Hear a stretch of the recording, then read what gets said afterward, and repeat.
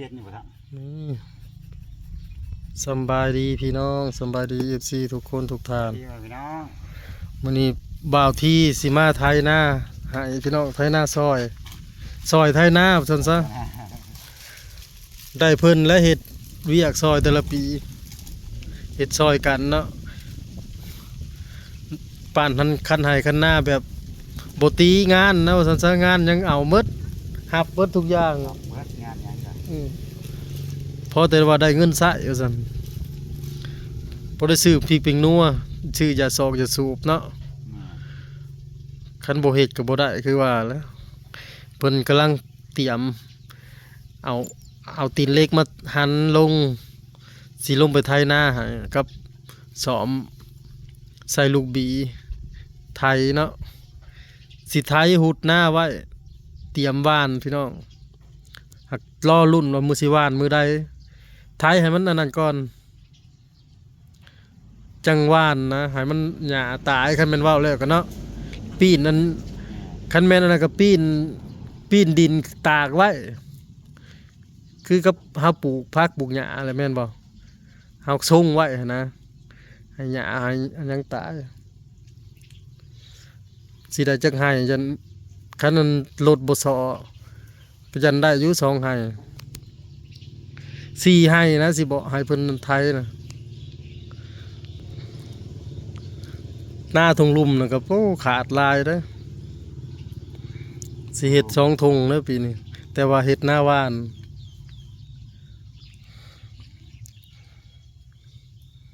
กำลังอันสิใส่กระแลดใส่ลูกบีเจ้าบ่ใส่ก็ได้นะ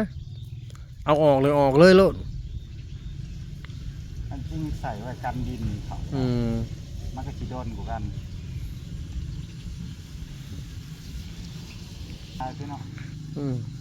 รอชมไปเบิ่งตอนไทยเด้อพี่น้องว่าก้อนขี้ดินมันสิแบบ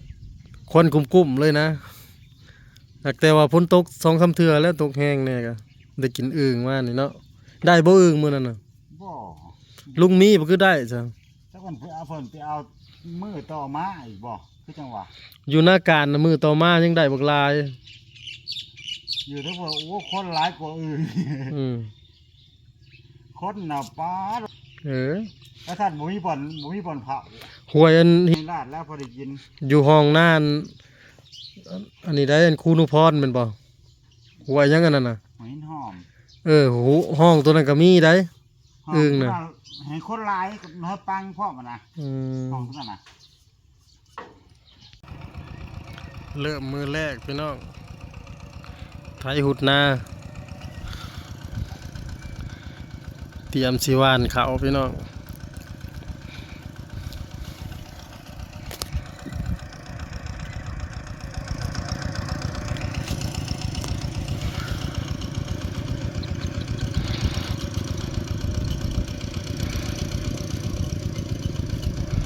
เฮ็ดงานเดียวเลยพี่น้องเอ้ยเป็นไฮใหญ่เลยไฮไทยเป็นงานเดียวเลยแต่มันสิค่อยด้านนี่เนาะเพราะว่าเฮาให้เขาเจ้าดันนั้นขึ้นคันเด้ตะกี้บ่ได้ดันขึ้นเนาะแต่เฮามาเฮาว่าให้ดันขึ้นคันให้ก็เลยมันเลยดินก็เลยค่อยมาทางนี้น้ำตะกี้มันก็เพียงกันอยู่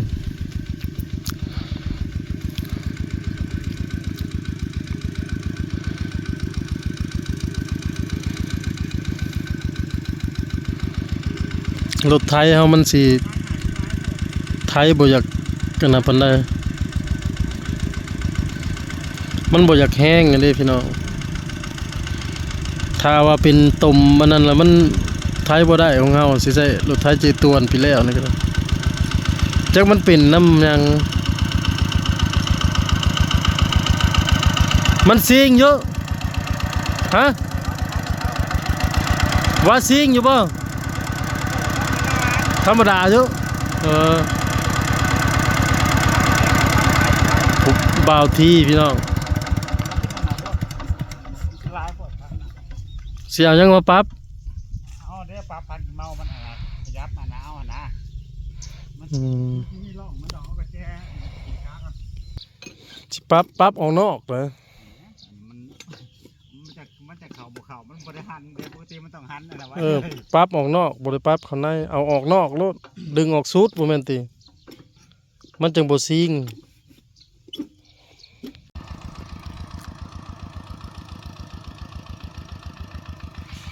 ก็ได้4รอบพี่น้องไถง่ายเพิ่นว่าบ่มีหัวหญ้า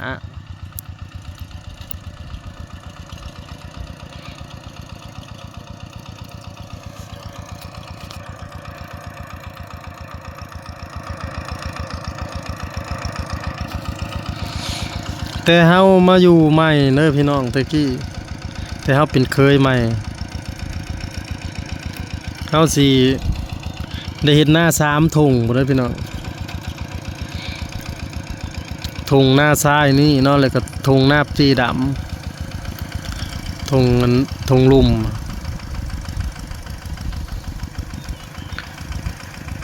แล้วก็ถุงใต้พี่น้องตัวเฮาซื้อกับแม่ดีแท็ก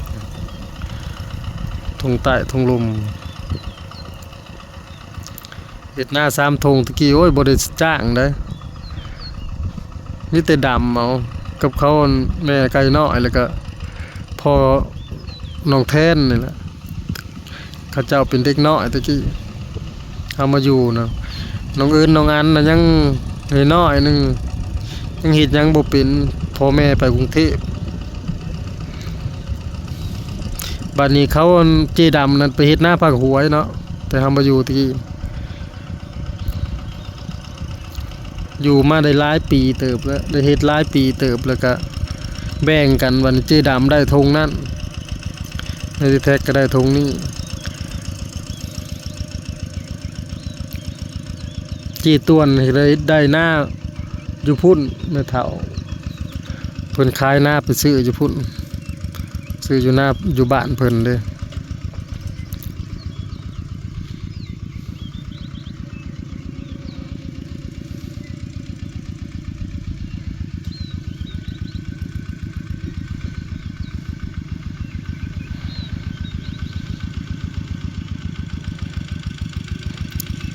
ฝนตกหลายรอบแล้วไทยม่วนอยู่แล้ว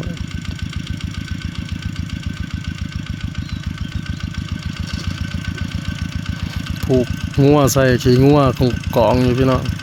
สิบ่งามบ่เขาเจ้าว่าบ่งามมันหน้าเบิกใหม่บ่ทันได้หน้าให้ใหญ่จักเทื่อก็จะมาอยู่20ปีแล้ว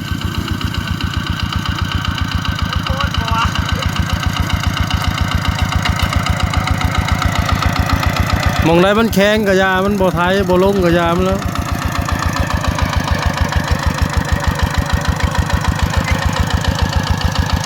มาดูการทำหน้ามาฮอดแล้วพี่น้องเอ้ยมาเบิ่งมาชมกับฝากกดไลค์กดแชร์เด้อพี่น้องเพื่อเป็นกำลังใจเนาะให้เศร้าให้เศร้าหน้าพี่น้องนักเอาเบาสู้มีกำลังใจสู้ต่อ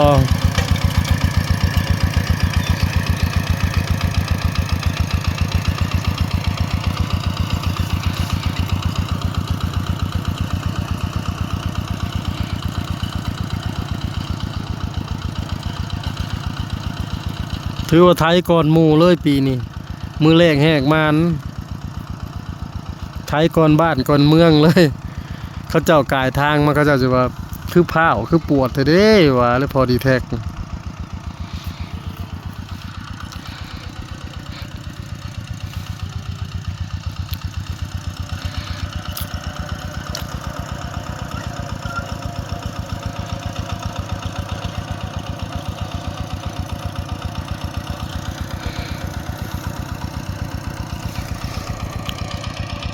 สบายดีเด้อพี่น้องบรรยากาศยามบ่ายๆพี่น้องลงมาไถไห่ไถนา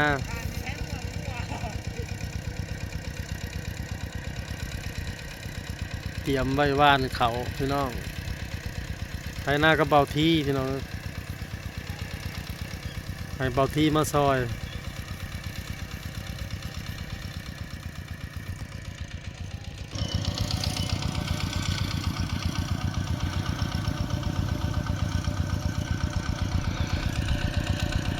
เก็บภาพไว้เพียงสำนี้พี่น้องพอกันคลิปหน้าเนาะสบายดี